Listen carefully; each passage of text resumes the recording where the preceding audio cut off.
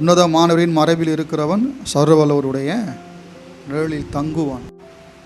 கர்த்தர் உன்னை காக்கிறவர், அவர் உன் வலது பக்கத்திலே உனக்கு நிழலாக இருக்கிறார் என்று வாசிக்கிறோம்.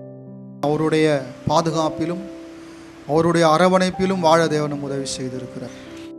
யோசனையில் பெரியவர், நம்மை குறித்து பெரிதாக யோசிக்கிறவர் நம்முடைய ஆண்டவர். நம்மை குறித்து யோசித்து கொண்டிருக்கிறார். நம்மை குறித்து அவருக்கு இருக்கிற நினைவுகளும் யோசனைகளும் பெரியவைகளாக இருக்கிறது. யோசனையிலே பெரியவர் நம்முடைய ஆண்டவர். யோசிக்கிறது மட்டும் இல்லை, அதை செயல்படுத்துகிறவர் நம்முடைய தேவன். யோசனையில் பெரியவர், செயலிலே வல்லவர், மகத்துவமானவர். இன்றைக்கி நீங்கள் பார்க்குறதுக்கு சாதாரணமாக இருக்கலாம். என்னை பற்றி என்ன கர்த்தர் யோசனை வச்சுருக்க போகிறார் அப்படி பெருசாக? ஒரு யோசனைகள் எல்லாம் நம்முடைய யோசனைகளோட மிகப்பெரியவைகளாக இருக்கிறது.